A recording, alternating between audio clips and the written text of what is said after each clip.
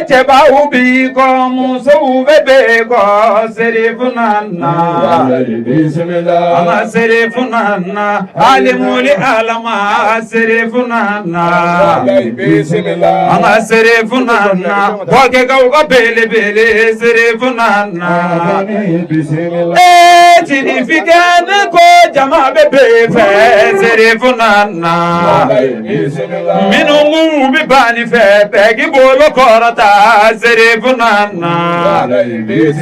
ana serifunana badara ali modenge serifunana ana serifunana kadija tu modenge serifunana ana serifunana fatima tu modenge serifunana serifu edira alama ala sona banina serifunana haidara madani yedi alama ala sona banina serifunana serifu yera sona ala la sona dalima sa ala la serifunana ala dunya serifi kege dinenya mogo ye serifunana ana serifunana baya kara mogo ke serifunana ana serifunana noro tigi modenge serifunana bani ala dalike alama kenyeninge serifunana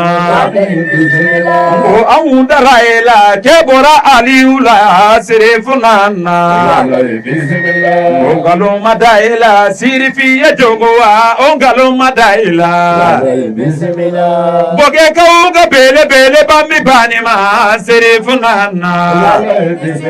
ana serifunana muso ugila ma serifunana ana serifunana chela ka ugila ma serifunana jama bejigi be ka idara bismillah serifu haidara dina de mama avani bismillah sallallahu alaihi wasallam ala kisine mabe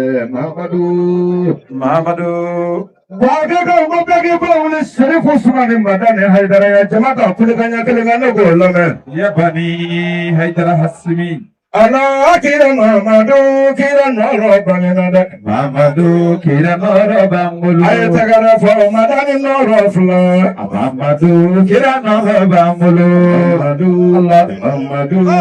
Muhammadu yo Muhammadu kira noro ala kira Muhammadu kira noro bangulu tu jolo yo boya be kono kola Muhammadu kira noro bangulu ala tara haidara ye kana soro Muhammadu kira Payene kulubale chay bola be kono kola Muhammadu kira noro bangulu Madu charage ibola be kono kola Muhammadu kira noro bangulu Sangare mumusa bola be kono kola Muhammadu kira noro bangulu Usmane tangara ifana bola be kono kola Muhammadu Pale da sambana mamadu noro fla Muhammadu kira noro bangulu Krisa kulubale go kira noro Allah kira Muhammadu Muhammadu noro Mwasilani haidara de keleninde Muhammadu Nafasati da chesilani usumane keleninde Muhammadu kira noro bangulu Bagoro bango kira noro Allah kira Muhammadu Muhammadu noro bangulu Mozo bategara fo Agora fla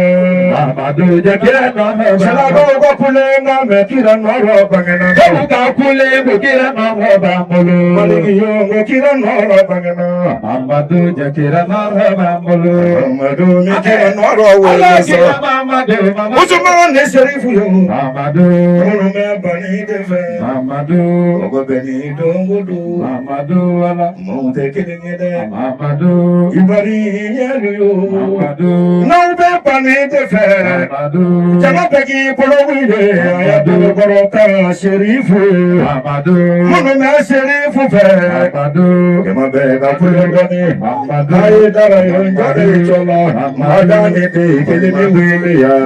Jura mode janyo befiye ke Basita te janyo mafiye Makara bade janyo befiye Muhammadu Usmani yo Sidi Usmani Haidara Amadu Mogo Beni Kabaradu Amadu Ini Chesi Tegelenye Amadu Ini Johnny Yekelenye Amadu Ina Masake Kudu Amadu Ini Johnny Yekelenye Amadu Magare Masaro Amadu Haidara Nejonga Amadu Pasandega Haidara Ini Bani Nejonga Amadu Alaka Jogabayo Amadu Haidara Nejonga Amadu Munumati Yefufe Amadu Jamapagi Pulewele Amadu Goro Kashirifuye Amadu Jamapega Pulewele Amadu Menena Panide Amadu Usumani Haidara Amadu Ubifiye Amadu Iranoro Adisuma. Alhamdulillah jamaga folikado Kula se usumani aidarama Folika anisaro jamaga folikado Kula se usumani aidarama Eyo anisaro yo Jamu ye maya donde aye boya masegi kira mode ye usumani arade bela maya makunye jamae wala ifae dinga wolota bani ye kakalange Qur'ane kalange ala usumani bani ye kakalange hadisa kalange ala Bani kakalange balaga kalange ala no doni mana fo bani welela hikima doni mana fo bani biwele amadale lo jamae Qur'ane na ye baya fokuma fo Qur'ane na bani dalilu jama fo Bukhari ola baya fokuma fo Bukhari ola ala wasila me akuna wolola ala jaodani bebala iye aye boya masigi kira modege usumani arade bina maya makunye jamae wala ibae dinga wolota folika jamaga folika do wala se usumani aidarama folika anisaro jamaga folika do wala se usumani aidarama Alhamdulillah Rabbil Alamin ni wati ni la sisan ala sonama femi folika nye baninka folika o bɔra ka da ina fɔ aw bɔra ka a lamɛn cogoya min na an b'a ɲini ala fɛ yarabi ala k'a bɛɛ lajɛlen kɛ baara ye an fana an karamɔgɔ a Seyidi Sherif Usman Madan Haidara a ye kɛnɛ sɔrɔ ni waati in na ni ala ka jɛ ye i n'a fɔ aw y'a a ye cogo min na baaraw bɛna daminɛ sisan ni ala ka jɛ ye an bɛna. Mesdames et messieurs, distingués invités, chers frères et sœurs à la foi, venez ici nombreux ce soir pour cette esplanade du stade de la paix de Bouaké. Ce soir restera gravé dans les mémoires. Après la ferveur,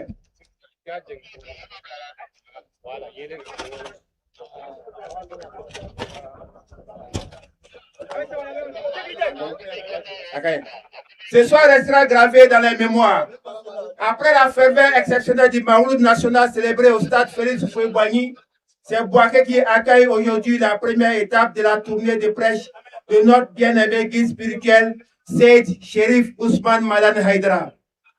Je voudrais avant toute chose saluer M. Amadou Koné, député maire de la ville de Bouaké, ministre des Transports et des Affaires maritimes, qui a bien voulu accepter d'être le parrain de cette grande cérémonie.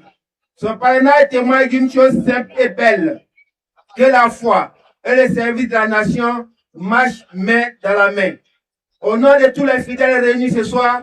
je vous adresse nos sincères remerciements et notre profonde gratitude. Chers fidèles, chers invités, j'ose croire que tout le monde est installé, alors nous allons entamer notre série d'allocutions. Ola osraka ni kenen ka inshallah ame anga nyamakala wule obna barada mani ala ka jeni. Assalamu alaikum wa rahmatullahi ta'ala wa barakatuhu. Amin naba bela jelefo. Amin jo chaba juma yebi. Asel Sheriff Usman Madani Haidara. Busru Wali. Kuma inti jaya. Kuma no to kuma da ko kolin ba fa yela la jiri min safe ko halle ma saka yela jiri safe kigi sigi juri juguna fe. Ngale na la de jugu tan naga kadu.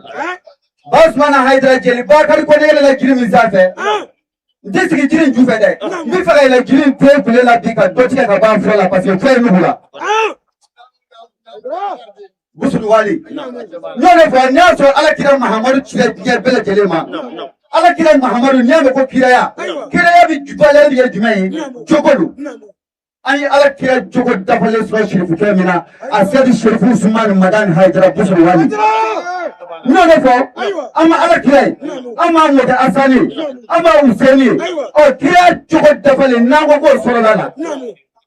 Bousouali, point d'Igana, Duo Kelemi Tamakala, famille for Duo Keleki, or Duo Jumain, Ma Keleme, Sheriff Alaki Kisho, Ma Teletorama, Sabla no Ma Kelete 8 never to be. Ne mami jena kelai ni tura shifre na febi jena dabla ne mami ngalo kelai ni tura shifre na febi ngalo dabla na ne so nyana ma kono ma kelembe fana dana de ka sama kele sabla ni dana de ni tura shifre na ibi bo dana de le ke tuga de na dana de ka sama kele jumai Busru wali mo ke mano de Kira Muhammadu o en maye mamti malode nyona ni madu balo fara fina je kono mumbe ala ko le ba minja mumbe ala ko le ba minfo e ya beke ni ala ko ndane mo ke Kira Muhammadu amit le ni la bita mo bora lo e minga Kira Muhammadu jogo ka ko Kira la saka Kira jogo ta fali sorinda Asad Sheriff Usman Madan Aya Haidara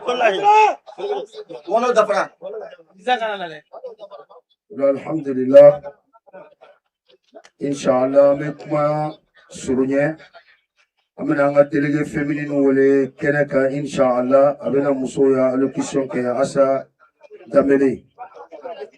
Délégué Assa Sidibé. Assa Sidibé, Bismillah. Asan Selibe ale de bena kuma buwake an balakaw bɛɛ lajɛlen tɔgɔya la bi su bay ni y'a lajɛ diɲɛ bɛɛ lajɛlen de bɛ nin kɛnɛ in kan a bɛɛ lajɛlen nalen no an fana karamɔgɔ Seydi Sheriff Usman Madan Haidara ale lamɛnli la ale lamɛnli ni maa si lamɛnli tɛ kelen ye nin waati in na an bɛ foli lase Mali bɛɛ lajɛlen ma ka daminɛ Bamako fo ka taa se Mali dugu laban ka dugawu kɛ Ala ka Mali basigi Ala ka hɛrɛ don Mali kɔnɔna na ka foli lase kɛrɛnkɛrɛnya la Katikaw ma ni waati na an ka président ba sous-section président n'o ye Fasigi Dumiya Suleiman Dumiya an b'u fo k'u waleɲuman dɔn bani tɔgɔma kurakurani min bɛ ayiwa Kati an bɛ dugawu k'a ye n'o ye Fasigi président Fasigi ale ye dencɛ sɔrɔ a y'a tɔgɔ da y'a bani na an bɛ dugawu kɛ Ala ka si ni kɛnɛya di a ma an bɛ tila ka dugawu ta ka kɛrɛnkɛrɛn ka ɲɛsin yanfo dalabala an ba ɲuman n'o ye Ba Sali Sangare an b'a fɔ ka waleɲuman dɔn ka dalabalakaw bɛɛ lajɛlen fo ka foli lase Sherifla lajɛlikɛlaw ma aw minnu tɛ sɛgɛn n'aw tɛ ɲina aw minnu b'an lajɛ waati bɛɛ an b'a dɔn k'a fɔ nin dɔrɔn de ka d'aw ye nka ni Ala sɔnna a ma inshallah an filɛ nin mission min na ka kɛ ni an ka ɲɛmayaso ka wuli ka jɔ na ka cɛsiri ye aw bɛna bɛɛ lajɛlen sɔrɔ direct la musow tɔgɔ la ni Ala ni kira sɔnna a ma kuma bɛna di an balakaw ma Aja Safiyatu Jabati ale bɛna kuma Buwake musow bɛɛ lajɛlen tɔgɔ la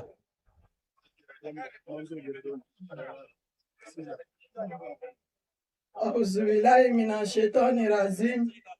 Bismillahirrahmanirrahim. Allahumma salli ala Sayyidina Muhammad wa ala ali Muhammad wa sallim. Assalamu alaikum warahmatullahi ta'ala wa barakatuh. Alhamdulillahi rabbil alamina. Alhamdulillahi rabbil alamina. Alhamdulillahi rabbil alamina. Ame ala tando sunna, kala walimado, kala barikala, kala kosma, ala min sona, kaneni, au sigini, kene sanimani kan sunna, bonye kene, wasa kene, kungarata kene, ala min sona koji, neni auma, amo o ala barikada kwa niche. Okwafe mega kumani nemie, Oyanga délégué féminine nationale, ale ka nɛ o de bɛ n da ansari Côte d'Ivoire ansari muso bɛɛ tɔgɔ la folikan na ka bɔ an ka délégué féminin yɔrɔ la k'o di anw ka sababu ɲuman ma sababu ɲuman jumɛn sababu ɲuman min n'o ye an karamɔgɔ ye Sherif Usman Madan Haidara Haidara min ni Ala y'a di anw ma kabini kunu fo kana se bi ma cɛ min n'a ɲɔgɔn tɛ sɔrɔ Ala ye min kɛ anw ansaru ye an bolo fila bɛ sanfɛ ka Ala tanto ka barika la sabu Ala ye hɛrɛba de kɛ anw ye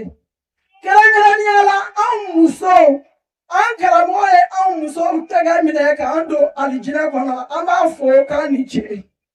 si ni kɛnɛya ni labanko ɲuman Ala k'a di an n'a ma a bɔkolo n'an bɔkolo Ala k'a ɲɛ a zuruya n'an zuruya Ala k'a ɲɛ a ka denbaya bɛɛ bɛ kɛnɛ kan yan su na mun fana ma kɛnɛ sɔrɔ an ka foli bɛ bɛɛ lajɛlen ye o kɔfɛ an b'an ka alimamuw fo k'an ka karamɔgɔw fo ka international ɲɛmaaw fo ka national ɲɛmɔgɔw fo fo ka taa se Bouaké yɛrɛ fédération kɔnɔna an b'o bɛɛ fo ne min bɛ ka kuma ne ye Bouaké de Gɛgɛ délégué féminin o de ye ne ye n'a bɛ fɔ a ma ko présidente an b'a ɲini Ala fɛ si ni kɛnɛya labanko ɲuman Ala k'a d'an ma an n'an karamɔgɔ Ala ka an n'a jɛ alijinɛ kɔnɔ o kɔfɛ an b'a ɲini an karamɔgɔ fɛ a ka dugawu kɛrɛnkɛrɛnni kɛ an musow ye sabu diɲɛ bɛ yɔrɔ min na bi bɛɛ b'a kalama anw de bɛ ka denw bange an ka se ka sira kanani ɲuman minɛ an denw ka don donda ɲuman fɛ an karamɔgɔ k'o k'an ye a mɔkɛ bonya n'a barika kosɔn o kɔfɛ an b'an ka président fo n'o ye Alassane Dramani Ouattara ye a n'a ka autoroute bɛɛ lajɛlen Ala k'a bɛɛ nafa n'an karamɔgɔ barika ye n bɛna bɔ kuma na yan ni n donna mɔgɔ min na o ka yafa n ma salamu aleykum rahmatulahi taala wa barakatu. Nin kun ye Aja Safiyatu ale kumana ansar muso bɛɛ lajɛlen tɔgɔya la. An tɛ kuma janya tuguni an bɛ an ka imamu wele Kozim tɔgɔ la imam Sila bisimila n'a foli di jama ma. Imam Sila nin waati in na ale de bɛna kuma ta a bɛna kuma fɛn min na Kozim silamɛya tɔnba min bɛ Côte d'Ivoire yan o tɔgɔya la Bouaké kɛrɛnkɛrɛnya la.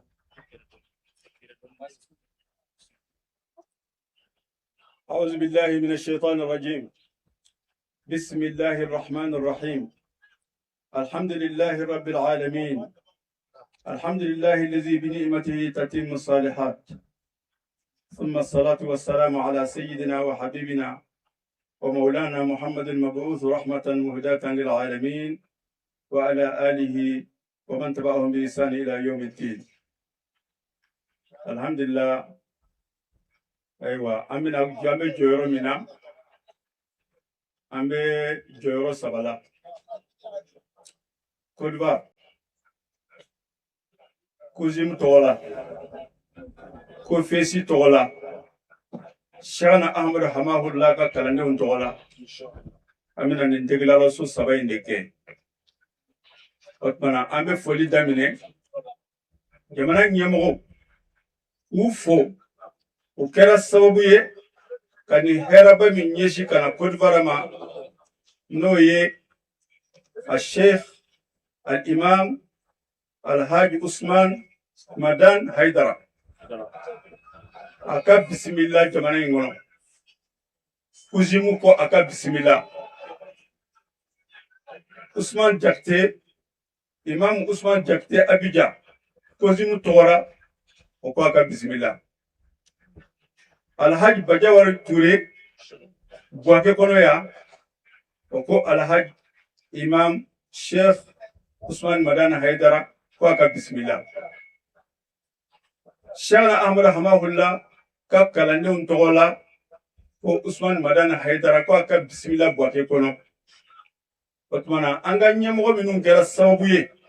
k'a bisimila k'a bonya k'a tare tare jama in kɔnɔ ani o de ka kan ni Ala ye maa min bonya ni maa min ko k'i b'o dɔgɔya n'i ma farati i b'i yɛrɛ dɔgɔya Ala k'an kisi o ma mɔgɔ o mɔgɔ jɔra silamɛya kama silamɛya ka kɔrɔta jogo ka ɲa jogo ladabuw kana hadamadenw na alhamdulillah an bɛ Ala tanu tumana ayiwa Alhaji Bajawara Ture Kozimu tɔgɔ la a ko a ka bisimila Kofesi tɔgɔ la Kofesi Tijaniya ɲɛmɔgɔ minnu bɛ jamana kɔnɔ yan o Kofesi olu fana ko Alhaji Imam Sheikh Usman Madani Haidara ko a ka bisimila a tɔgɔma Usman Sila de mankan ni ɲɛ Buwake kɔnɔ yan o tumana an b'a fɔ Usman Sila Usman tɔgɔ saba dafara Alhaji Usman Jakite Abidjan Alhaji Usman Sila ani Alhaji Al-Imam Al-Sheikh Usman Sharif Al-Sheikh Sharif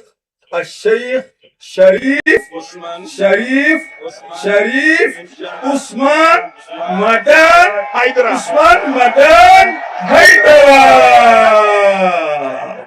Assalamu alaikum warahmatullahi ta'ala wabarakatuh. nin kun ye fɛn min ye Kozim ale tɔgɔ la mɔgɔw ye. Après l'allocution de nos nous allons inviter ici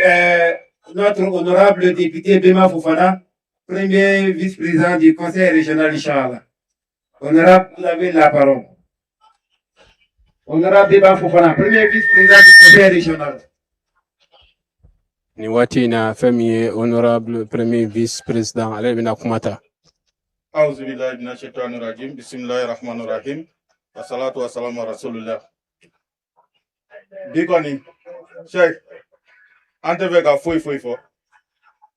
Mi b'an kɔnɔ ka si an yɛrɛ ma ani mi b'an kɔnɔ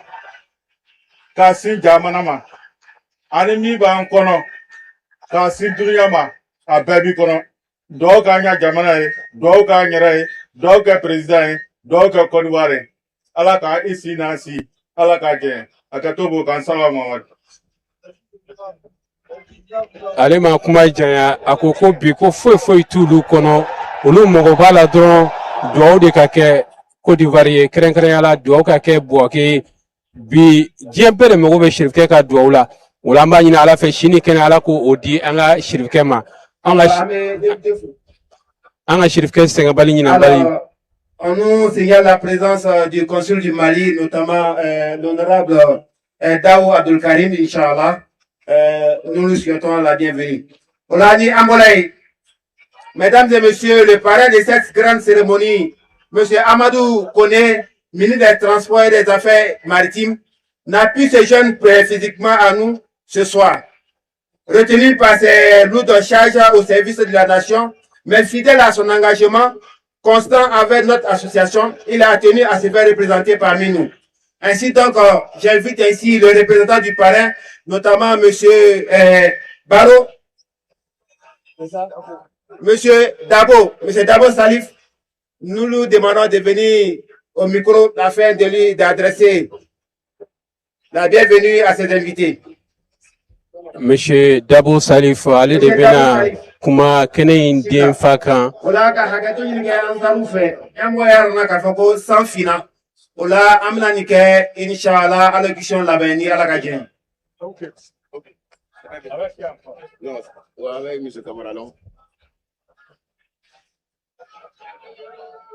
أعوذ بالله السميع العليم من الشيطان الرجيم بسم الله الرحمن الرحيم اللهم صل على سيدنا محمد وعلى آل سيدنا محمد كما صليت وباركت ورحمت على سيدنا إبراهيم وعلى آل سيدنا إبراهيم في العالمين إنك حميد مجيد سبحان ربك رب العزة عما يصفون والصلاة والسلام على جميع الأنبياء والمرسلين والحمد لله رب العالمين. Imam Ansardine Diarra, le guide a tenu la mort, on va de là. Allah de y'a au Farakumba. Vraiment, alhamdulillah, Rabbil Alamin. Ambe ni kene baragama inga. Kana ni message dama ye. Anga dugu nyamunga togola. El Hajj Amadou Kone. ministre des Transports et des Affaires maritimes, député maire de Boaké, Nkelema Naya, en délégation Tchamale Naya, avec le troisième agent maire, M. Sulé Pekabila, avec une forte délégation. Alors, comme il est là-bas, je suis Salif Dabo, conseiller municipal chargé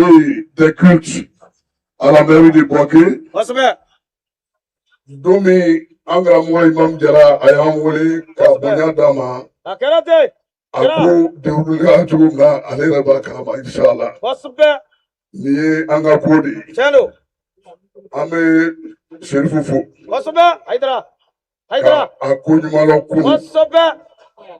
Kunu Minkela. Akela Boaké Kele Nekoya. Antumbe Domi. Odu Tugagbele Kusobe. Kashama Fola. Kushama Kela. Kushama Fola Puna. Menga Pisila. Kuso Arabu Bafo Alakaba Yir. Laisat Kalmo Ayir. Ni Amu Nikao Nyanabi. Donc, on est chez vous, Gafo, Mertola. Anumambola, Malak, Anumase, Côte d'Ivoire. Avec tourné, Minga, tourné, ni Here Palé, Afrika Jamanama. Avec toi, on y a fait. Mertola. Au colon. Cheikh Sherif. Geleabe, Frafina, Jamana, Shamanela. Belaya Mumbe, Frafina, Konopi. Fanga Teseka Ban. Fanga Teseka Ban. Fanga ma Côte d'Ivoire Kele Ban Chugubi. Fanga Teseka Kele Ban Yoroshi. Mumba Ban. Douaou. Amba Kobe Douaou Lila. Ika Kalande Mumbe Anfaya. Uche Sirleno Kusobe. Jamana in kufu iti tamina. Ni mu ka barake no ye akorona na. Ambu fo ni kene ka iyere nyana ya. Ko kunyuma don. Shirifula dew. Una ona Boaké ya. Obi tamasien no yira. Boaké kaula. Albi ala kanu beson shila. Amin alabi. Anga jamana no ala ubesma. Amin. Merika message. Konono fribe demaya shama le konobi. Nous kela ni lamota ketuwi. Ame duawu nyini fe. Andeu. Ko sabati ko basiki. Iko duawu nyama ke ka salma ganye. Ka duawu kanga président Alassane Ouattara. Albisa shija anikiri anjuma ala dama. Amin. Ala me jamanya fe. Amin. Albisa ala nabe kunaja. Amin. Au conférence, il y a le même moment. Chef Guerre. 1991 d'année, à Kanga Boura ya Tissade. À Kanga Boura. Ça fait 35 ans. Sanji Pissava à Nourou, bien compté.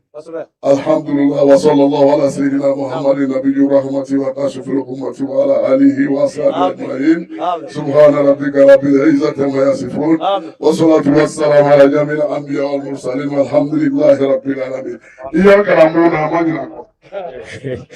Alhamdulillah rabbil alamin. Ni kun ye den fa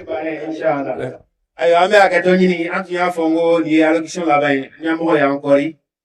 Amagini président Sila Daouda, président de la Fédération du Béquin 1, et Inch'Allah, en tant que président de la commission, Abina Fouridi Gamamou. Président Bissina. أعوذ بالله من الشيطان الرجيم بسم الله الرحمن الرحيم اللهم صل على سيدنا محمد وعلى آل سيدنا محمد وسلم السلام عليكم ورحمة الله تعالى وبركاته Ami ala fo ka ala tango ka ala barika da an ye laɲini min kɛ ala fɛ a sɔnna k'a latigɛ an ye an bɛ foli di an ka autorités ma n'o ye an ka président ye Alassane Ouattara ani a ka gouvernement ka foli di premier ministre ma n'o ye Bekiri Mambe a n'a ka gouvernement bɛɛ an b'an ka autorités fo an b'an ka COSIM ɲɛmɔgɔw fo an b'an ka hudu ɲɛmɔgɔw fo an bɛ foli di Boaké ka bɛɛ lajɛlen ma vraiment ay an nimisi wasa ni bara in taga cogo la ka foli di aw ma ka aw fo ka aw tanu ka aw waliɲuman dɔn vraiment ay an karamɔgɔ kunbɛ cogo minnu na ala kana bɔ an kɔnɔ an karamɔgɔ an bɛ dugawu ɲini i fɛ ka tila ka layidu d'i ma ka kuma surunya Buwake Ansarudine bɛɛ lajɛlen tɔgɔ la an karamɔgɔ an ye ala kɛ an seere ye an ye mɛlɛkɛw kɛ an seere ye an ye silamɛw kɛ an seere ye an karamɔgɔ an b'i dɛmɛ i k'i mɔkɛ ka diinɛ dɛmɛ i ni bɔnna bɛɛ an karamɔgɔ an t'i janfa an karamɔgɔ an bɛ layidu d'i ma n'an ye i ni bɔnnaw janfa ala k'an ka janfa segin an ma ala k'o k'a ka alaya kosɔn kira na so kanu kosɔn sɔli ala rasuli ala ka wajulu tɔ nɔgɔya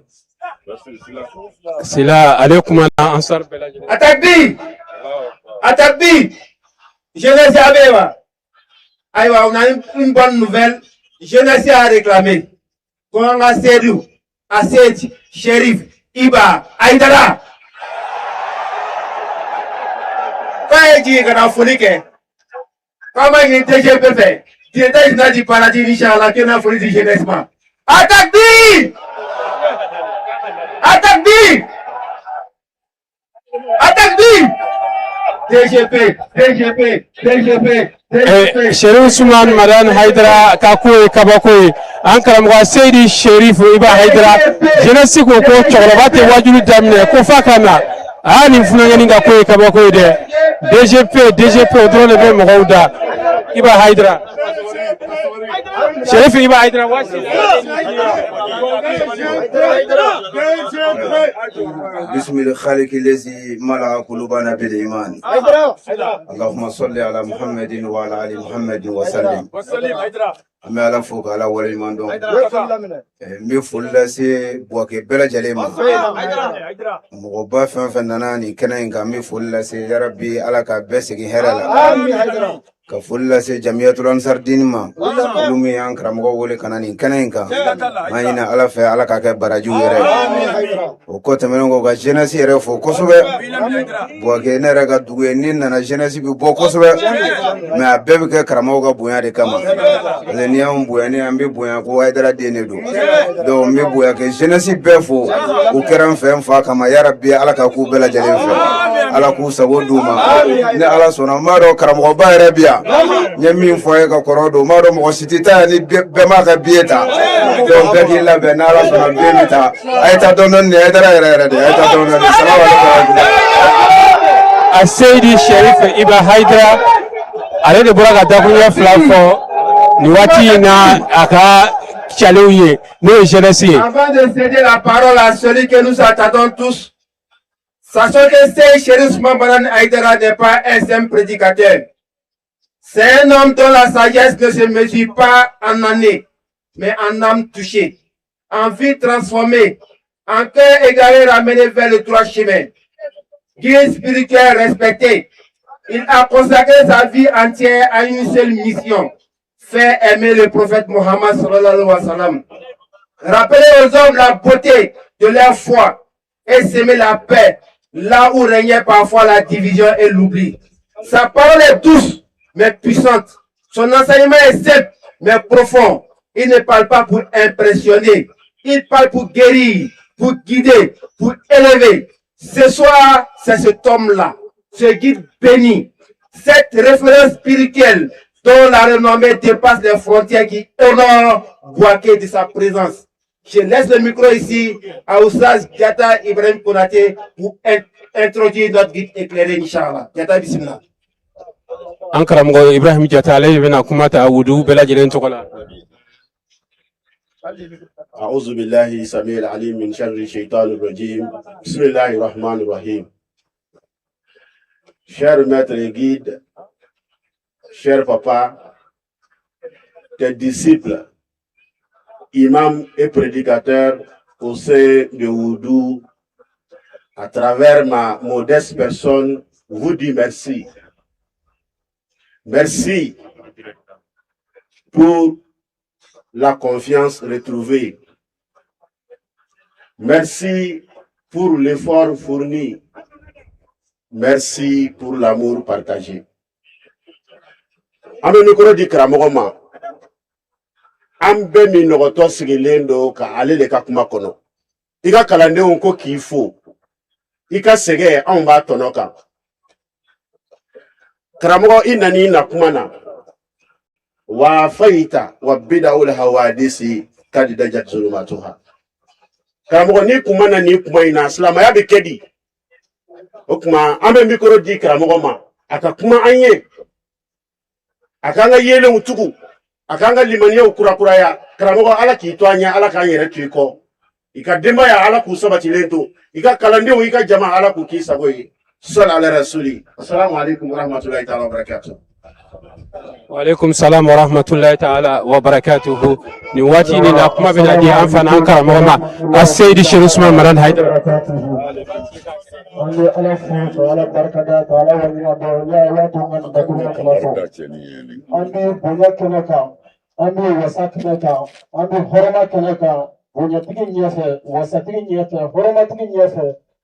Seydi Sheikh Usman Maran Haidara. Chemi yake ala ni ala ya kai chemi yake ala ni ala ya kai chemi ni ala ya kaba ko buala Sheikh Usman Maran Haidara aba hatri gide 13 mois de kono o do ambi bangoni jengena bugula una na amba do anye shele do ko karabo ka dibaya ka yo kurke ala ka anye daele o do Sheikh Usman Maran Haidara ya tige da amba nyana ka dibaya ka so ka ninga ko ada ku chobodi ayat mo ta karamo la ja ko nyembela ka karfe mo la ja ko nyembela ako ya Ibrahim chunge nyere na koi nyeko na yele che ka futa sonela Seydi Sheikh Usman Maran Haidara ka ko mashkura wa asaka mukarrama ko daga bua kalama ko ambi direct la shirkula tidila ba jaga palikla don ma fla che ti ko che Haidara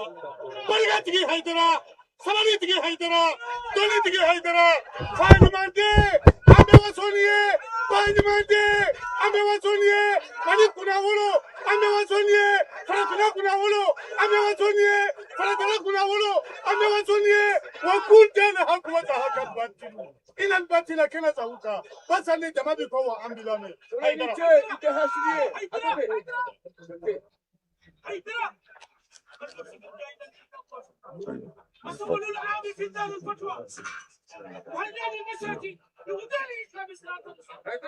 أعوذ بالله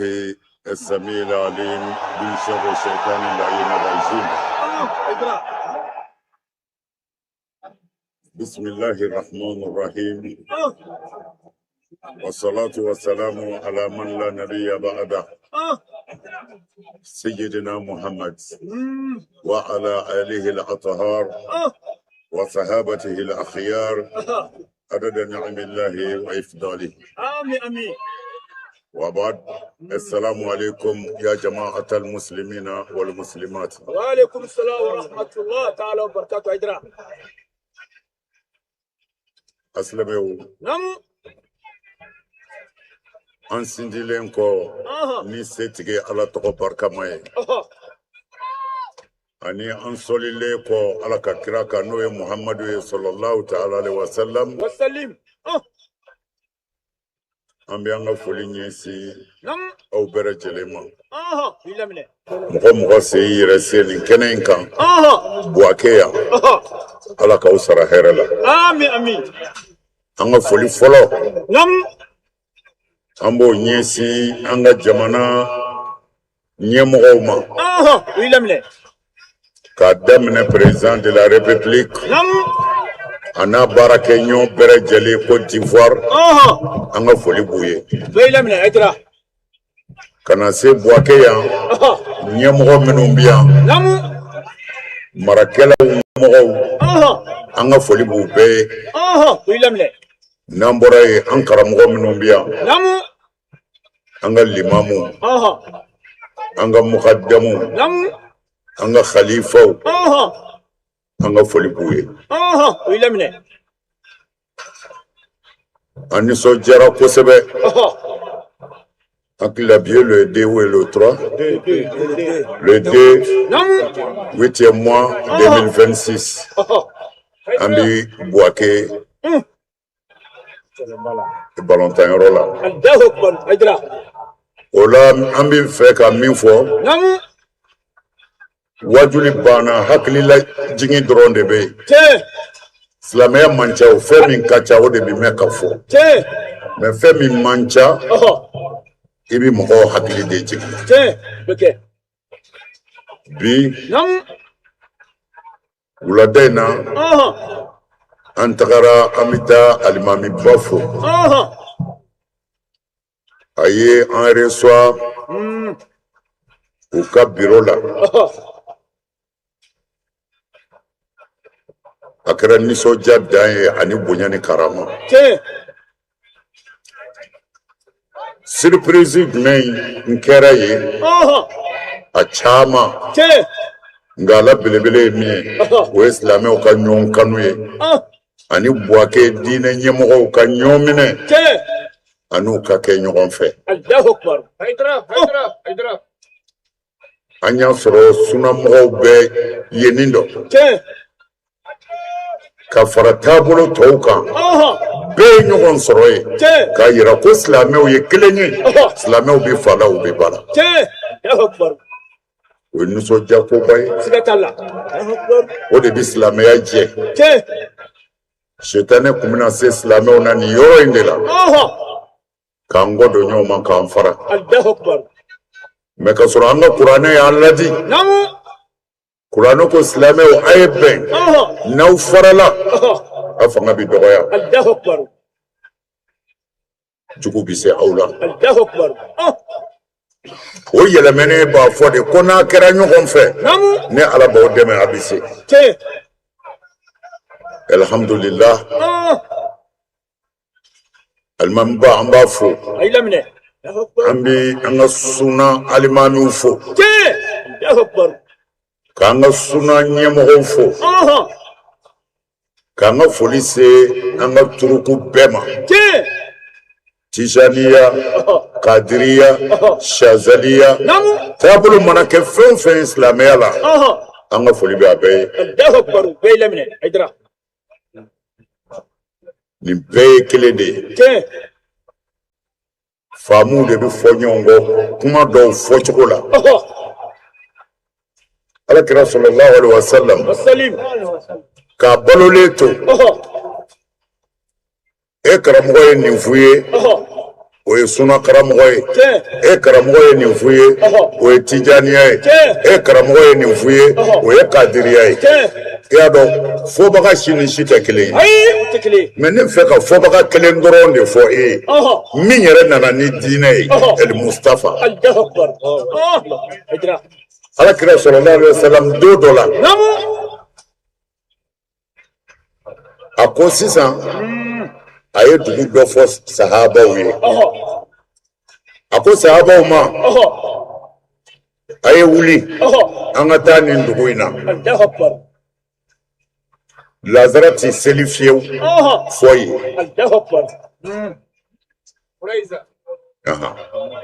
a ye nin de fɔ a ka sahabaw ye an ka taa o dugu in na lazara seli tɛ yen fɔ n'an sera fɔ ye ni ye kuma bɔyɔrɔ kelen dama de ye fɔbaga kelen wa min yɛrɛ ta ye diinɛ ye n'ala y'a d'a ma ka na El Mustafa sahaba bɛɛ wulila u ye dugu sira minɛ lazara sera sahaba dɔw ko an ka seli sahaba dɔw ko an ka seli mais dɔw ko an kana seli dɛ parce que kira ko seli tɛ kɛ fo an ka se nin dugu in na o kɛra min na sahaba dɔw ko a y'o fɔ an k'an cɛsiri k'an jija ko a y'a fɔ o de kama ko ɲɛ tɛ ko a m'a fɔ dugu in yɛrɛ sɔrɔli kama dɔw ko komi aw y'a faamu ten olu y'u ka lazara seli minnu ko olu kɔni y'a faamu de fo an ka se dugu la olu ye lazara to yen fo k'a tɛmɛ u selen dugu la tuma min na olu y'u ka lazara seli mɛ o y'a sɔrɔ a tɛmɛna ala u nana kira yɔrɔ la sɔrɔ siran ka n'a ɲɛfɔ kira ye ko ninnu ye lazara seli k'a sɔrɔ an ma se bɔn ninnu ko anw ye nali seli kɔnɔ ka lazara seli kira k'u ma ko aw bɛɛ ta ye tiɲɛ ye a ye tiɲɛ di minnu y'a seli ka sɔrɔ u ma se dugu la a ko u y'a faamu cogo min na k'o don minnu sera dugu la k'u tɛ seli kira ko aw y'a faamu cogo min na o don mana an b'a faamu yan kuma dɔ bɔyɔrɔ kelen jama b'a mɛn mɛ bɛɛ ka faamu ti kɛ kelen o la n bɛ fɛ k'a fɔ silamɛya la dɔ ye hadisa dɔ faamu cogo dɔ la dɔ ye kuranɛ tafsir aya dɔ faamu cogo dɔ la o ka faamu n'a balima ta ma kɛ kelen o de nana ka na ni suna ye ka na ni mazahibu ye ka na ni turuku ye nin si ti baasi ye mais an bɛ se k'an to nin bɛɛ la ala ye an kɛ adamaden ye an bɛ se ka baara kɛ ɲɔgɔn fɛ adamadenya kɔnɔ ala y'an kɛ silamɛ ye hali e bolo ne ta jɛngɛnnen don an bɛ se ka ɲɔgɔn tɛgɛ minɛ ten ne ta tɛ se ka tile ni e bananen na o lala n'an gɛrɛla ɲɔgɔn na gɛrɛ ɲɔgɔn na k'o de bɛna ni murulatigɛ ye nka ni silamɛw gɛrɛla ɲɔgɔn na karamɔgɔw gɛrɛla ɲɔgɔn na n'aw bɛ kuma bɛɛ bɛ baara k'i ka faamu kan mɛ maaya mɔgɔya ka bon ala bolo dɛ ala ko k'a ye adamaden bonya a ma fɔ a ye silamɛ bonya dɛ wala kadi karamna bani adam ko ne ala ye adamaden bonya a ma fɔ silamɛ dɛ ko adamaden o tuma na i balimakɛ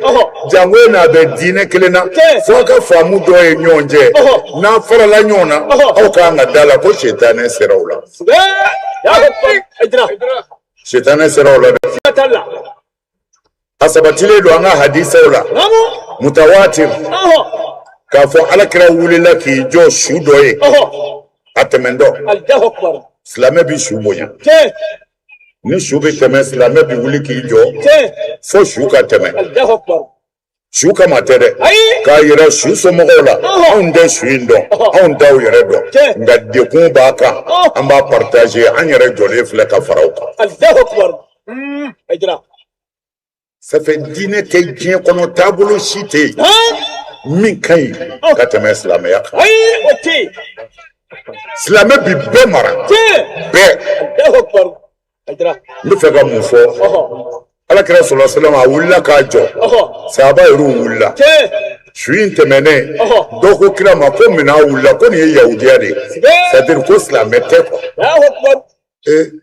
kira ko mɛ ni silamɛ tɛ nitigi dɔ don komi e ni b'a la o a ni de bɔra hali ni silamɛ tɛ nitigi don ja nitigi k'an ka bonya o y'a su ye jango n'a balolen don n bɛ fɛ ka mun fɔ aw ye silamɛya tɛ mɔgɔ faga dɔn silamɛya tɛ unufu dɔn n di hinɛ silamɛya t'a dɔn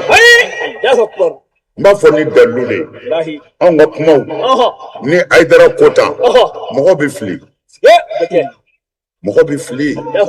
mɛ diinɛ na ni ne y'a walawala ko nin don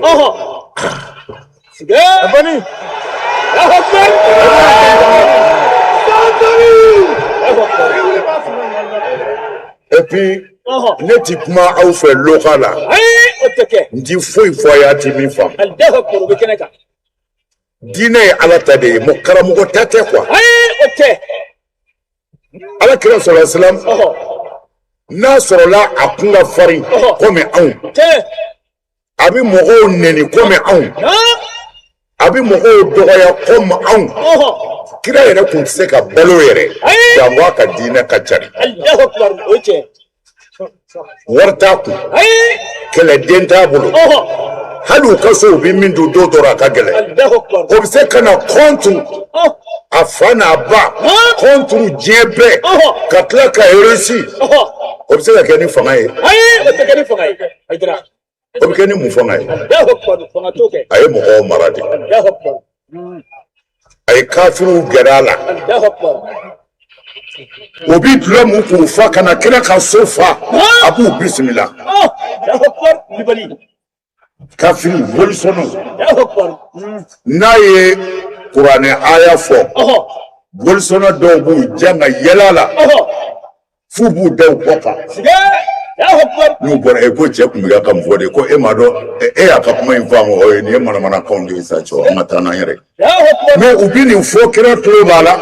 mais kira ma dɔw gɛn k'a ye bɔ mais n bɛna ka nin fɔ a tɛ se ka sɔsɔ dɛ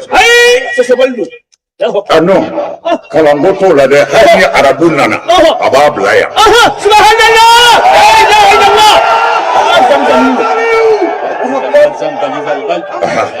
Kira ma ban mɔgɔ la dɛ, kira ye bɛɛ mara. Ala yɛrɛ min y'a da, Ala y'a tanu. A tanutɔ Ala fɛ. Ala ko n ka kira ye n ka dafɛ ye bi ne de ka ci la nka Muhamadu y'i jogo ka bon i jogo ka bon innaka la ala ayiwa ko Muhamadu y'i jogo ka bon ko law kunta fazzan ghaliza alqalbi lanfaddu min hawlik ni ye kuranɛ de ye n bɛ ka kuranɛ de fɔ Ala ko kuranɛ kɔnɔ Muhammad ne kun kɛra mɔgɔ dusuba ye ko ni mana kira dɔrɔn I bɛ éclater I mana neni I bɛ dimi I fa mana neni I bɛ dimi I ba mana neni I bɛ muruti ko ni e kun bɛ ten yɛrɛ bonya yɛrɛ jirala yadanji ne kun kɛra o ye lanfaddu min hawlik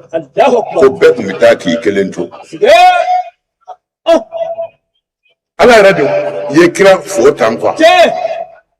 I sabalilen don mais ne kun b'a tigɛ n na ko I kun ti maa sɔrɔ malgré ne Ala y'i ci ne Ala ti mɔgɔw karaba maa si ye min ni ka jugu k'i ti hinɛ o ti kɛ Ala mago b'a ka jɔn na dɛ I b'a fɔ min ma kafiri y a pas de problème o ye tɔgɔ de ye mais n'i y'a tɔɲɔ e min bɛ misiri kɔnɔ Ala b'i jeni jahanɛmɛ n'a kama subhanallah la ilaha illallah pourquoi parce que Ala y'a da a y'e da a ka di Ala ye o n'a man di Ala ye a t'i balo o e dan bɛ Ala min na se bɛɛ bɛ Ala min ye ni Ala ko a tɛ fɛn min fɛ o bɛ balo o bɛ bɔ yen o tumana kafiri Ala ka jɔn de don a banna a yɛrɛ la de ka ban mana lahara a sara bi d'a ma mais e ma bila a ka dɛ lasta alehim bi musaitir non Ala ko kira ma ma fanga d'i ma mɔgɔw ka dɛ n ka ci fɔ kuranɛ lase mɔgɔw k'a mɛn min kɛ faama ye ko I ka mɔgɔw forcer la ikraha fi din mɔgɔ ti forcer ka kɛ silamɛ ye chrétien b'a ka église kɔnɔ kafiri b'a ka jɔsɔnyɔrɔ la silamɛw b'u ka misiri kɔnɔ min dan tɛ nin si la o yɛrɛ bɛ yen a bɛɛ ye Ala ka jɔnw ye i'malu fasayarallahu wa rasuluhu wal mu'minun Ala ko a ye baara kɛ dɔrɔn ni Ala bɛna a ka baara ye kira bɛna aw ka baara ye a yɛrɛ bɛna tiɲɛtigiw ka baara ye a ni ɲɔgɔn cɛ n bɛ kuma surunya n bɛ fɛ k'a fɔ silamɛw ye fɛn min bɛ wajibiya silamɛw ka bi o ye bɛn de ye an ka ɲɔgɔn tigɛ minɛ maa o maa ye dɔɔnin kala silamɛya la n'i ye dɔɔnin kala sunamɔgɔ ka taasira I b'a dɔn I b'a dɔn mɔgɔ mɔgɔ ye dɔɔnin kala Tijaniya Kadiriya olu ka taasira n'o ye mazhabu tasawufu ye u ka taasira I b'a dɔn fɛn dɔ bɛ se ka y'a la I t'o fɛ fɛn dɔ bɛ se ka y'u la I t'o fɛ mais a ma fɔ I k'i da de fana han mɔgɔ bɛ aradu kɛ k'a sɔrɔ I ma mɔgɔ attaquer c'est-à-dire diinɛ na ne bɛ e taasira dɔ kan o tɛ ne ta ye ɲuman min bɛ ne bolo ne bɛ se k'e ta contraire fɔ k'a sɔrɔ ma I choquer k'a sɔrɔ n m'i dɔgɔya k'a sɔrɔ n m'i neni silamɛya bɛ taa tan n bɛ exemple min ta an bɛɛ b'a dɔn sunamɔgɔw caman a bɛɛ tɛ mais a caman en général an b'a dɔn ko olu ko sɛbɛn ti bɛn d'accord où est le problème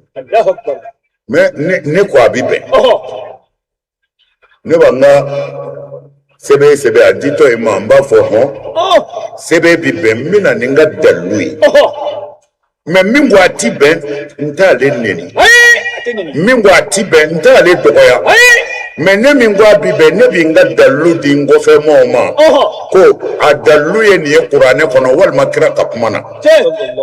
na ma sore don ba sebe minu no lu temela olu do kota dalu bi boni mbela mina ninga dalu ye ka soro masuna mo dogoya suna mo yere ka to ka sebe haram aba fo sebe mai na ma farati ajigi bi da fe waraka min da alai me abina naka dalu ye ka soro amma sebe ntigi neni ni mi ka islam ya kono islam ya binin don ko me anti be anyanga maya de ta ka pretexte ke dine ne te fa fenti benge fe e moke de la ka ne moke muso tige ne retara kalangana awe ne fa bo almamiya la ka ni fasigi ne retara kalangana o anga tasuma danyonga ani alaka dine u cheka janyona o tekele ya hokbar ajra ni maya dona dine kono ka ala ko bwana ko dona ba fam ti sidatula mogo kumato n'a bi kuma ni ala ye i b'a faamu n'a bi kuma ni mogo dɔ ka hakilila ye i b'a faamu diinɛ in jɛlen don an silamɛ dama ka bɛn tɛ dɛ hali kerecɛnw ala y'u ka hakɛ wajibiya an kan ni sisan tɛ kerecɛn yɛrɛ tɔgɔ de tun bɛ se ka fɔ fɔlɔ ni y'u natɔ yɛrɛ n'i bi sira wɛrɛ sɔrɔ i bi sira fara ko kerecɛn don jɔnni b'a ka ban kerecɛn na a fɔra kana tugu u ka sira de kɔ kerecɛn muso furuli dagara silamɛ ye kerecɛnw ka to duni dagara an ye n'i taara kini mɔnen sɔrɔ kerecɛnw fɛ yen n'u ko na i tɛgɛ ko lave tes mains. Approchez, faut manger. Afamna. Ya ambaga ni mbela. Ni bitaw nga demsenia la billahi. Na foriye chrétien.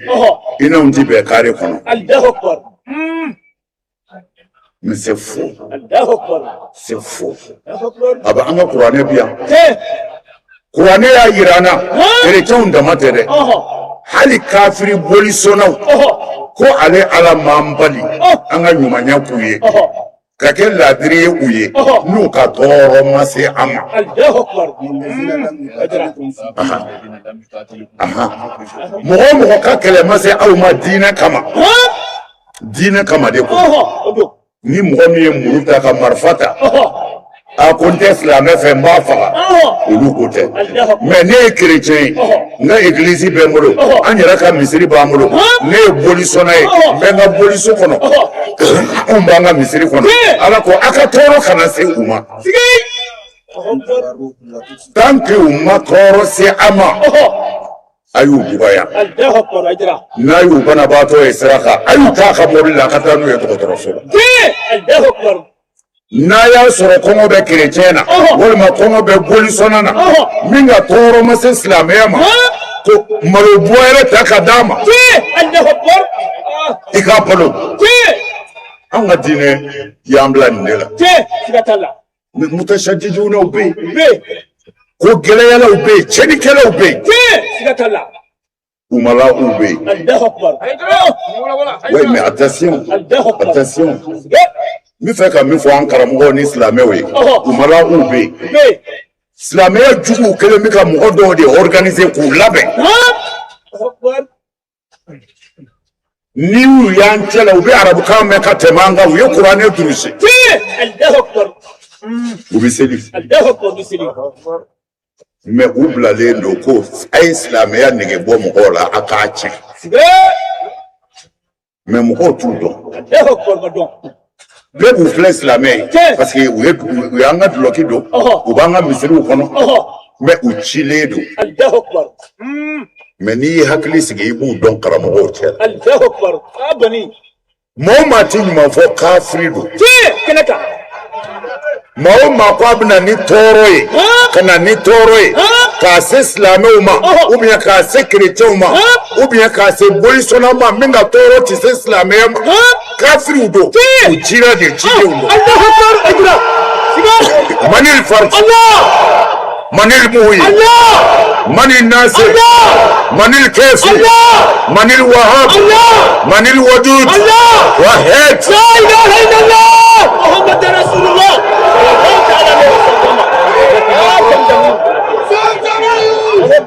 mɔgɔ dɔw bi seli u bi sun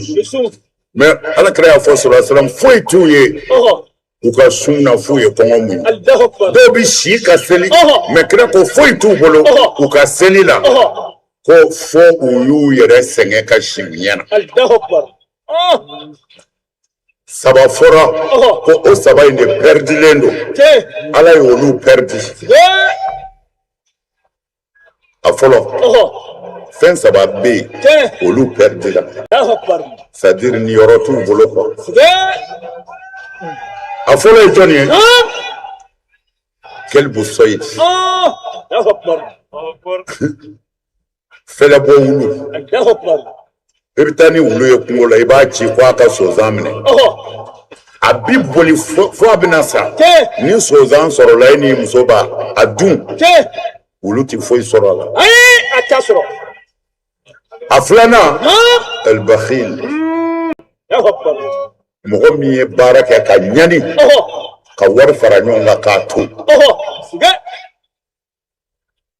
hali kɔkɔ tigɛ nana ko wari kana ban a tonen b'a bolo a ti di maa ma yɛrɛ t'a dun k'o bɔnɛna sɔɔni dɔrɔn saya b'a ta a ye wari de mara a tigiw ye n'ale bɔra a tigiw b'a ta ko tɛgɛ ma gɛlɛn pɛridilen don a sabanan o de ka jugu a bɛɛ ala ka n'an ye o la ko e bi si ka seli ka jɛnɛya dabila ala ye ka suɲɛni to ala kama ka dulɔmi to yen ka i diyaɲɛ ko bɛɛ to ala ye n'o ye tiɲɛni siraw ye ka taa hiji o baraji ba sɔrɔlen ko al-muqtab mɔgɔ kɔrɔfɔla e bɛ n'i sigi ka mɔgɔw kɔrɔfɔ e k'o diɲɛlatigɛ bato hɛrɛma bɛɛ ala b'a bɛɛ ta k'a di i bɛ minnu kɔrɔfɔ ma e yɛrɛ bololankolo bɛ n'i jɔ lahara foyi t'i bolo mɔgɔ kɔrɔfɔ man ɲi dɛ mɔgɔ kɔrɔfɔ man ɲi mais mɔgɔ kɔrɔfɔ o de ye ka fɛn fɔ mɔgɔ yɛrɛ la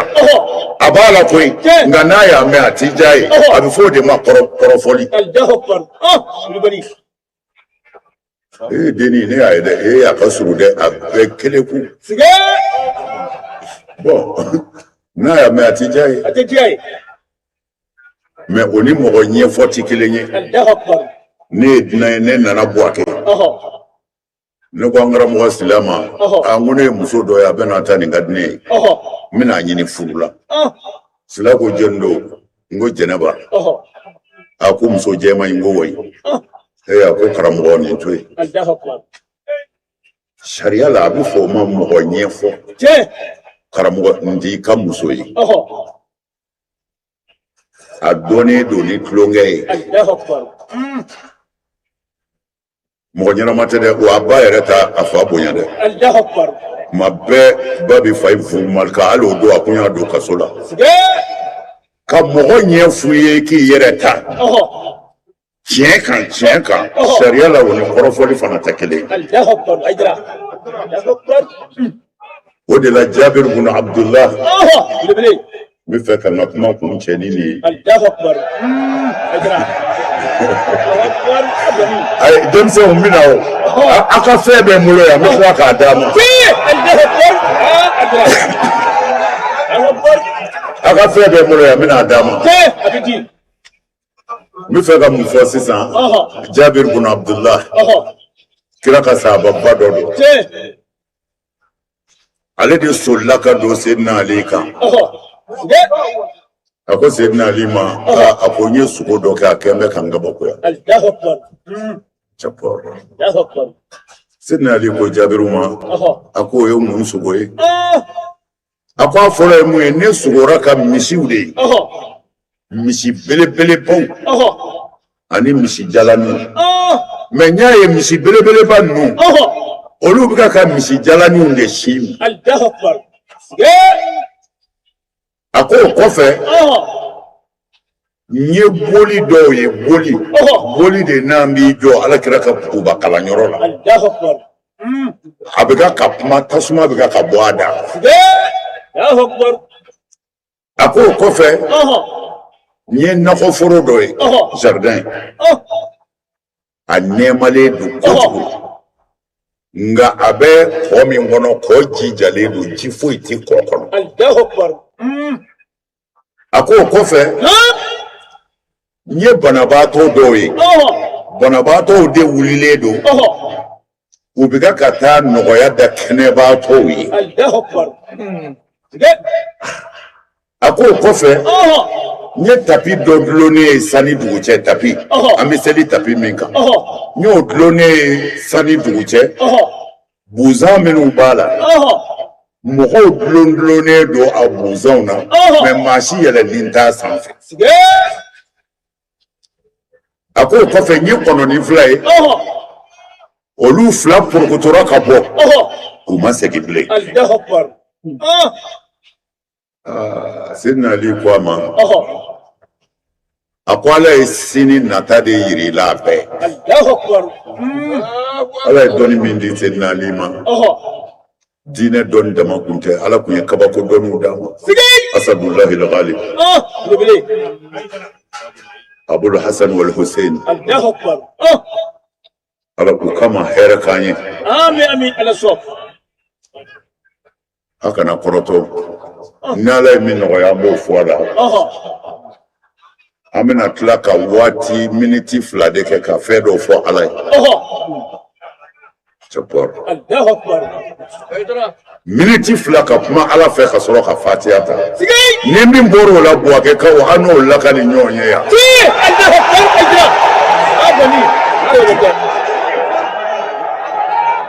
a bɛ faamu Seydina Ali ko a ma ko Ala ye sini nata de yira a ko i ye misi minnu ye fɔlɔ n'olu de bɛ ka misi kumabaw bɛ ka misi fitininw si min a k'o tɛ dɔwɛrɛ ye koyi a ko sini nata faamaw bɛna balo fantanw de la faamaw olu bɛna balo fantanw na o de ye misi kumaba kɛli ye ka misi fitininw si min ko Ala y'o de yira i la a k'o bɛna kɛ a ko a ma i ye boli minnu ye n'u jɔn bɛ kutuba kalanyɔrɔ la u bɛ ka kuma tasuma bɛ ka b'u da a ko diɲɛ ti wuli fiyewu fo mɔgɔw ka kɛ alimami ye minnu man kan ni alimamiya ye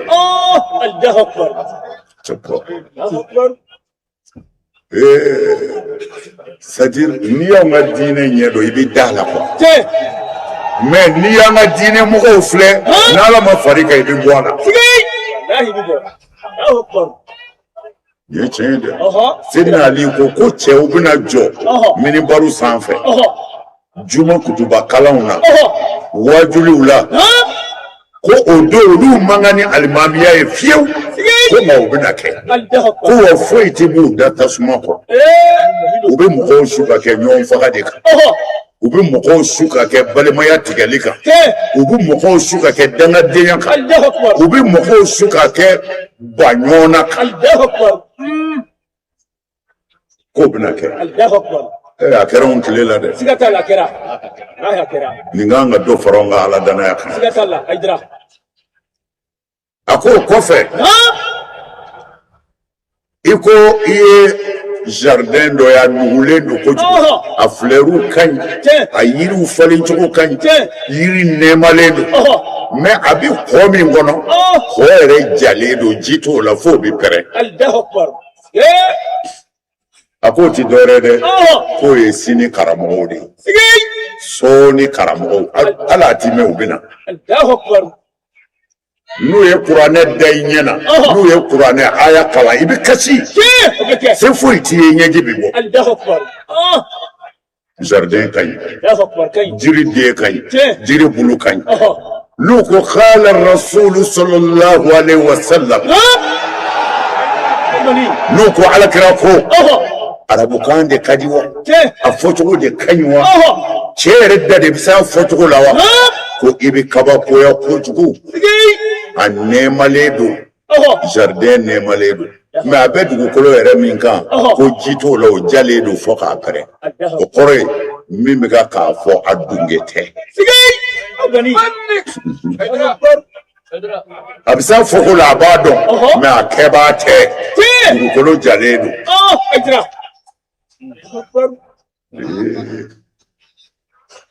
nin tɛ kira kumakan ye dɛ asadulahi lagalib ne Seydina Ali de ka kuma a bɛ ka Jaabiru de ka sogo kɔrɔ fɔ a ye o ma k'anw ɲɛna bi o kɛra anw ɲɛna mobili place la a ma mɛn o Buwake an ka fototala dɔ tun bɛ yan Ansaru fototala dɔ tun bɛ Buwake yan Bagayogo ayiwa e de ko ten Jara ko ko Bagayogo en tout cas e de y'o fɔ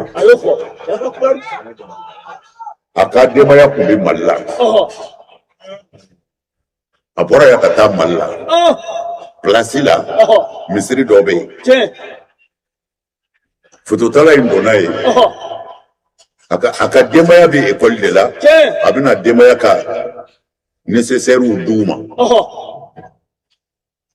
a nana fitiri waati je crois a selila misiri la n ko alimami ye kalan kɛ min kɛ mɔgɔw ni ɲɛji de kun don mɔgɔw ni ɲɛji kun don tellement a bɛ ka kuranɛ kalan cogo min na dusukuntigiw ɲɛji de suuru la salamu bilalen ale y'i sigi k'a ka wurudiw kɛ ale tilalen nalen goudronda la ale nana imamu jɔlen sɔrɔ yen Bagayogo bi yan de a fatura ala ka hinɛ na mais n ko alimami y'a gosi a nana ni fɛn o fɛn ye ka bɔ yan k'a bɛ taa ka denbaya ka ko kɛ bilahi a n'a dɔrɔmɛ ma se so a taara ne fɛ yen dugutila ma fɛ vers 3 heures du matin a ye ne wele ko ne bɛ se ka na wa karamɔgɔ n degunnen don n ko na an karamɔgɔ b'a dɔn quoi a komi yan fototala dɔ Bagayogo yankaw b'a dɔn n ka fototala fɔlɔ don Buwake yan an karamɔgɔ a ma se so ni taama ye cɛ min ye kuranɛ kala ka mɔgɔw kasi ja gosilikɛla don o mɔgɔ fila ye u jɔ ale ɲɛ n tɛna n da don o baro la kosɛbɛ u y'a kɛ mɔgɔ caman na u bɛ kabako kow k'i ɲɛna k'a sɔrɔ u ka bɛnkan don ka sɔrɔ k'a fɔ ko i komi i ɲɛ n'u ma ko i k'i ka wari bɔ u bɛ dugawu k'a la fo k'i sa i ka wari ti ban Bagayogo e b'a dɔn wa Bagayogo y'a ka wari bɛɛ bɔ la ilaha u tɛ taa n'a ye dɛ u b'a meleke journal la k'a d'i ma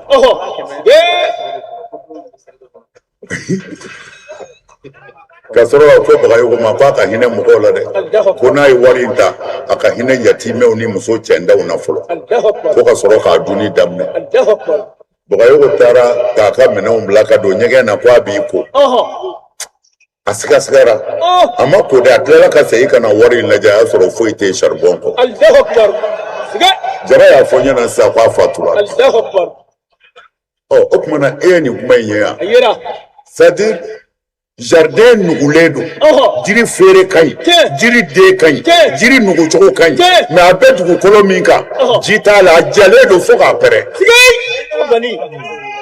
kuranɛ aya in ka ɲi Amadu na a Hamzaw na irabu dafalen don a bɛ ka hadisa min fɔ sɔhihu don ko nka ale yɛrɛ dɛ dugukolo jalen pɛrɛnnen don anw kɛɲɛna n'a tile ye a faamuna a ko amma a y'a ye banabaatɔw mɔgɔ minnu ka kɛnɛ olu de kan ka taa banabaatɔ fo mais Jabiru y'a ye banabaatɔw de bɔlen don u bɛ ka taa nɔgɔya da kɛnɛbaatɔw ye Sinali ko ti kabako ye Jabiru a ko Ala t'i mɛn ko Ala t'i mɛn fandanw de bɛ wuli ka taa ŋunuma waritigiw ka bulonda la k'u ka dahirimɛ ɲini mais Ala ye min fɔ n'Ala ye seninge ye e de bɛ wuli ka fandanw magwɛ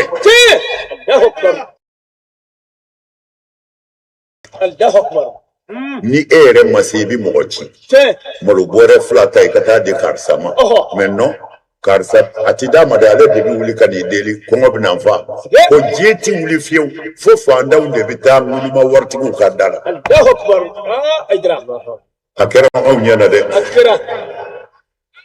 a kɛra anw ɲɛna a ko amma i ye tapi min dulonnen ye seli tapi sani dugu cɛ a buzan ko mɔgɔw dulonnen b'a buzan na i bɛ mɔgɔ ninnu dɔn anw ne ko ayiwa a silamɛw a ye baya kɛ dɛ ne dulon bɛ buzan dɔ la dɔ ko a ye tijaniya minɛ dɛ o dulon bɛ buzan dɔ la dɔ ko a ye suna minɛ dɛ o dulon bɛ buzan dɔ la o tuma na an kɛlen bɛ ka buzan ninnu mais an si yɛlɛn d'a kan a yɛrɛ k'o kɔrɔ ɲini a yɛrɛ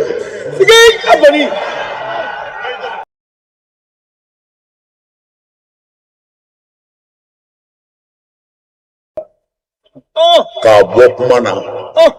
k'a kɛ baara ye o diinɛ bɛna kɛ a sɛbɛ yɛrɛ bɛ bila a bilala dɛ munna sisan aw ni ne bɛɛ ni fajiri welela sisan an bɛɛ bɛ ɲɔgɔn gɔn selijita yɔrɔ la ne yɛrɛ an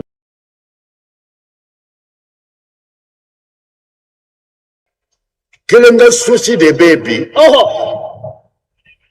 n ma sɔn ka taa ye mais fajiri welela paraw a ye fɛn di yan tasalen di yan e bɛ mun kɛ ti fɛ quoi mais e jɔnna na ko muso dɔ b'a ka so a bɛ ka kasi parce que i ka kan ka taa i ma taa mais fajiri ko o de bonyana e bolo ka tɛmɛ jɔn tɔɲɔli kan k'a sɔrɔ fajiri dir'i ma de ko a b'i tilen de k'i bɔ mɔgɔ tɔɲɔ na ne m'a fɔ dɛ selitigi de y'a fɔ inna salata tanha wal munkar wala zikrullahi wallahu ne ka kuma don wa ala ko a ye seli ye furakisɛ de ye pikiru don n'i b'a k'i yɛrɛ la a b'i bɔ walijugu bɛɛ la mais anw bɛnna mun kan sisan ne ka walimuso tigɛ ka nkalon tigɛ ka tɔɲɔli kɛ ko n ka sabu furulayi fɔ ko ala b'i yafa walimuso bɛ cɛ bolo karamɔgɔw kan bɛ k'o ka sabu furulayi fɔ n'ala yafara ma ne dun ne min muso b'a bolo ne dun ala ye ne tɔɲɔ dɛ muso bɛ cɛ bolo ko ala b'i yafa o ma k'o ka fɔ sabu furulayi alimami min ye nin fɔ taa muso tigɛ n'a ye mankan kɛ a y'a fɔ sabali alimami a bɛ k'a sabu furulayi fɔ n'i ma misiri bila alimami bɛ misiri bila manil fars manil muhi manil nasir wahid la ilaha illallah muhammadur rasulullah ako a y'a janto nin kuma in na dɛ c'est-à-dire an bɛ ka mɔgɔw tɔɲɔ fɔ cɛw bɛ ka musow tɔɲɔ musow bɛ ka cɛw tɔɲɔ mais an bɛ ko cogo di ni seli sera dɔrɔn a ye seliji ta ka na ka seliji ta ka na cogo di bi e bila seli la sa e ma se ka mɔgɔ tɔɲɔ dabila a ma f'u ye ka ɲɛ de o tuma na an bɛ y'an dulo buzan na ka sanfɛla to أخذنا المظهر وتركنا الجوهر من بكنا كانوا بيه أمبيه منه alina nga chakoroba mi zara musokoroba mi manasa o ma ngutuka ibado janaba kaminiya e domina ma misiri mbla amabla hali janaba ka bana juguyara abise ka sigi ko saba ke ya ni misiri che siga tala mi fo c'est vrai mais janaba de muso kunbe muna Allahu akbar devant janaba aidra amin Choroba mi ye misiri la ni jalamugu ye ne a denkɛ kun bɛ mun na yana kasa a ma misiri kɔni bila mais a denkɛ ye kɔnɔ da waliden joli la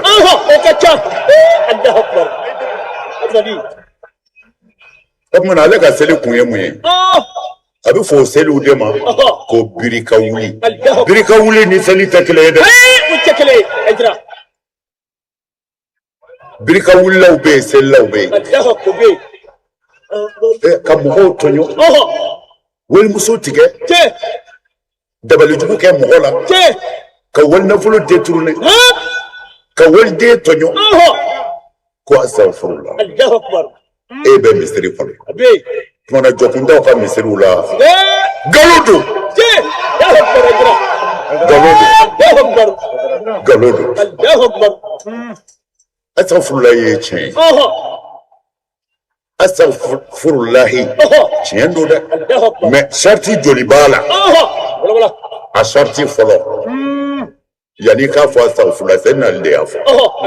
Seydina Ali nana dɔ de sɔrɔ misiri kɔnɔ Ala kira ka misiri kɔnɔ a b'a ka fɔ astaghfirullah Seydina Ali ko i ba dendayana ni ye mun ye ya quoi ni ye mun ye Ala bi yafa deli ta wa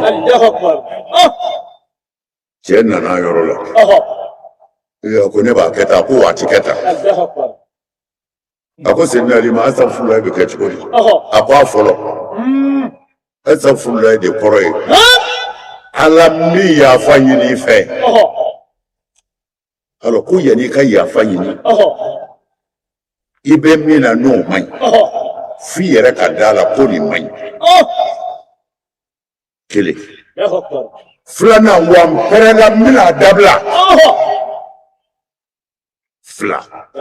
sabanan n'a bɛ se ka dilan i k'a dilan n'a bɛ se ka dilan kɔrɔ ye di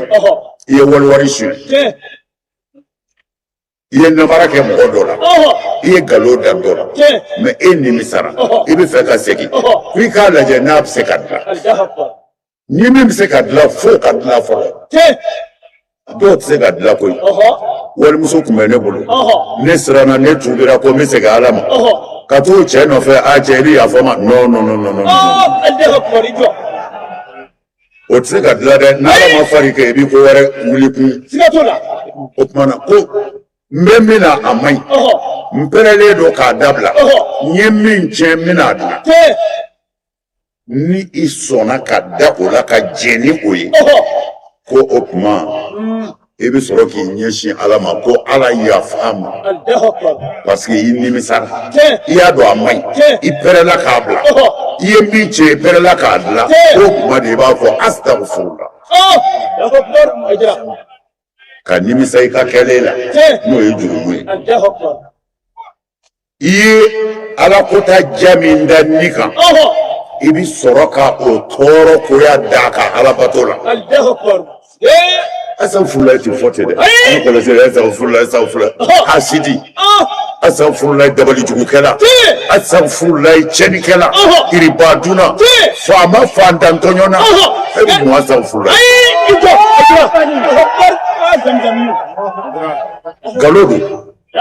galon don dɛ n'a dar'u ka kuma na kira y'a fɔ ko diɲɛ ti wuli fiyewu fo karamɔgɔw ka n'u jɔ jahanɛmɛ kan na ko ka kunfuw wele ka k'a kɔnɔ e yɛrɛ bɛ da o astaghfirullah la e ni Ala cɛ n'a kɛr'i la i b'a to yen wa muso dɔ k'e cɛ ndaraki ka se to ye i b'a to a bolo wa foni desera Allahu akbar oche muna karamogo min banje anga buzan bla anga yele tapika aitra tapika na de islameya yere senna li yo defo ko buza de be mo obo ko anyabe tapi ko tapi nye islameya yere de ko buza de be mo obo ko me mo shi so ni ntaka yelaka anga yele Allahu abiyele ibi yelaka ni muye joko wala joko Allahu akbar yafo no kera astaghfirullah bi mahoji Allahu akbar aitra alaba kwa ye kono ni fly ko lu prokotora kabo c'est na li kwa ma ko ye kono ni fly bi ntato e nu ma segible kwa la time ko leidu dafa ani danaya ko ni fly na bandu ko lo kapio fly leidu dafali ani danaya Allahu akbar leidu dafali ni danaya tikelenye leidu dafali mo ye fen kalifayma amma ho jorala ya di ma chum la ya sekam Allahu akbar o bi leidu dafa me danaya ne kata foye ngo de kumbebe hal neni muso bi mindu sini atamulu Allahu akbar nyama ikamalo bore kelen jurudo ne ya fuye gundo de la e bore ko ja musa agele ambu bolo bi koy e kwali bi mindu sini ate me ya janfa sigatola opmana sidna ali ko el wafa wal amana ko lu flade kono flanye woro wuti segible de Allahu akbar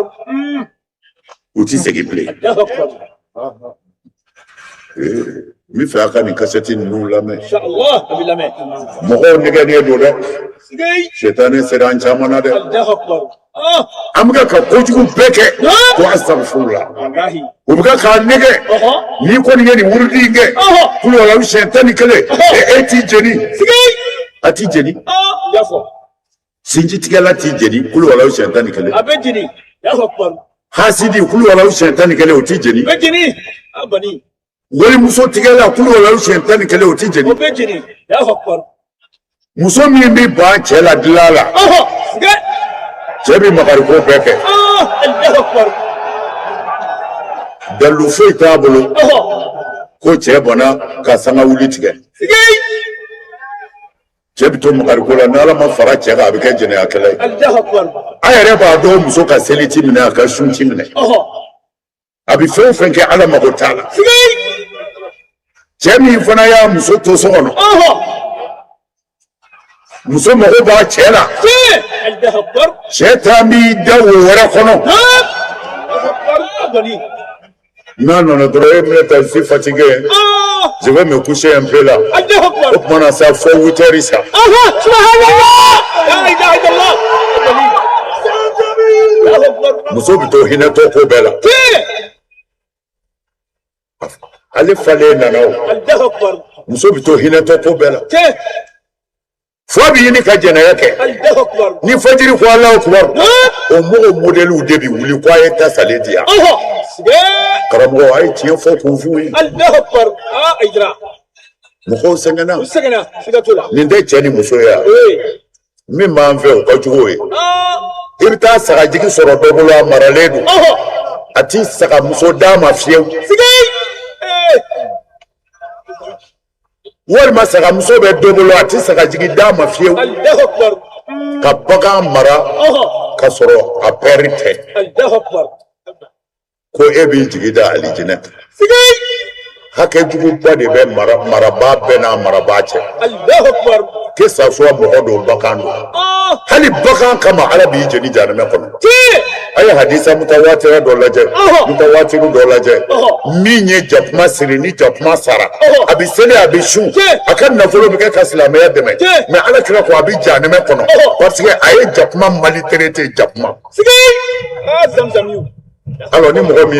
e adama de nyon maltraité o ka diga be que ça soit pas te dîner que le nabo c'est un chrétien, c'est un juif, c'est un mécréant. Mais tu es qui? Et dara silamaya de la, et au mine, mais nindara chrétien de la, allez au mine, nindara kaboliko de la, et tɛ dɔwɛrɛ ka mɔgɔw wele ka na ala ma man sha'a falyu'min wa man sha'a falyakfur Allahu akbar fanabiya sisan denmisɛnw bɛna a ka fɛn d'a ma Allahu akbar aidara aji fɛn min don an yɛrɛ y'a lajarabi k'a tɔgɔ sɔrɔ k'a tɔgɔ sɔrɔ mais denmisɛnw kama n b'a di kɛnɛ kan a ma di ne yɛrɛ ma kɛnɛ kan nka n ye baaraw kɛ n'a ye ala sɔnna ne bolo a fɛn o fɛn kamana mana bɔ bisi ne de ma ni ala ye fɛn jarabi k'i la i dɛsɛra ka bɔ a la que ça soit denmisɛnw ka dɔrɔgu ninnu walima hashish shisha ninnu don walima sigarɛti don fɛn o fɛn tiɲɛna ni fɛn ɲuman tɛ n'a jarabi y'i sɔrɔ i bɛ fɛ ka bɔ a la karamɔgɔw yɔrɔ jan tɛ dɛ bisimilahi rahmani rahim ka sɔli tugu a la ka sɔrɔ k'a fɔ ihidina sirata almustaqim siɲɛ 313 k'a nasi sɛbɛn walima k'a kɛ ji la a tigi ka to k'a min a b'a bila a b'a bila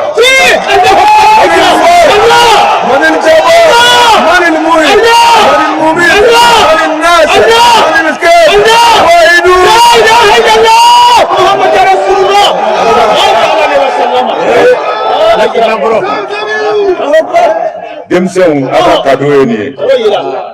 hali n'a yɛrɛ bɛ se k'a kɛ ko gɛlɛn tɛ i bɛ ji ɲini dɔrɔn ji sanuman k'a kɛ minɛn kɔnɔ ne i kiri i b'i sigi i ka saburu kɔnɔ ye i b'a fɔ ta bisimilahi rahmani rahim i bɛ sɔli kira kan i bɛ sɔrɔ k'a fɔ ihidina sirata almustaqima ihidina sirata almustaqima i b'a kɔnte fo siɲɛ 313 n'o dafara i b'a min n de tugu a la walahi a mana kɛ fɛn o fɛn ala b'i bɔ a la.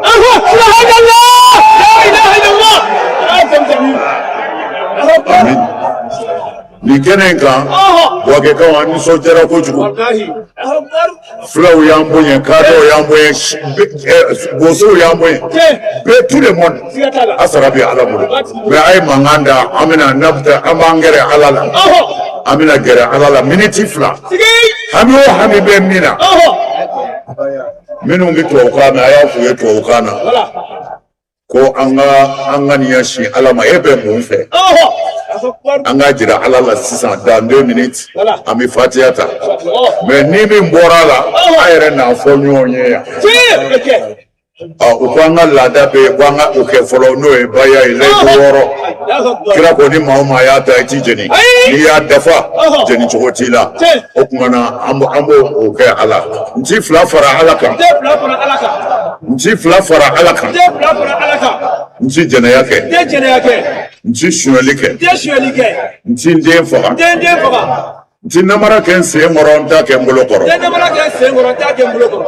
ni kira muhamadu ye n bila baara ɲuman min na n b'a kɛ an jigi ka ɲi o tu sais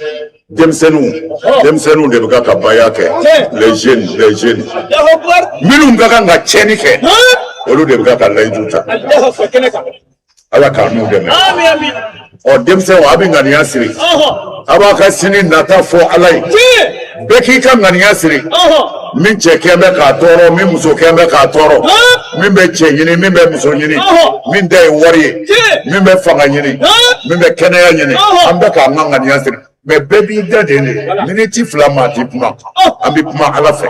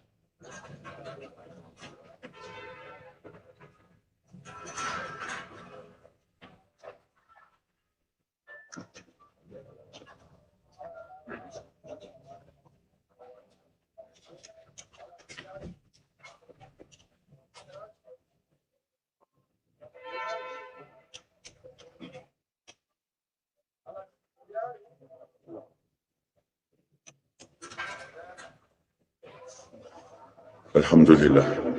Caman fɔra dɛ, Ala k'a bɛɛ minɛ. Ami ami. Ala k'a bɛɛ minɛ. Ami. Ala k'a bɛɛ minɛ. Ami. Ala ka miliyari nɔgɔya. Ami. Ala ka hɛrɛ k'a ɲɛ. Ami ami. Ala k'an ka jamanaw suma. Ami. Ala k'an ka jamanaw suma. Ami ami. Ala k'an ka jamanaw suma. Ami ami. A bɛ dugawu kɛ Mali ye, Ala ka Mali suma. Ami ami. Ala ka hɛrɛ don a kɔnɔ. Ami. An ka faamaw Ala k'u bɛn. Ami. Faama ninnu Ala k'u bɛɛ bɛn. Ami ami. Ala ka hɛrɛ don an kun. Ami. ربنا آتنا في الدنيا حسنة وفي الآخرة حسنة وقنا عذاب النار استرنا وانصرنا واقض حاجاتنا وفرج همنا واكشف غمنا واستر عيبنا واهدنا إلى صراطك المستقيم صل سبحان ربك رب العزة عما يصفون والسلام على المرسلين والحمد لله رب العالمين. Alhamdulillah Rabbil Alamin. Ni wajulu kunchele ni watina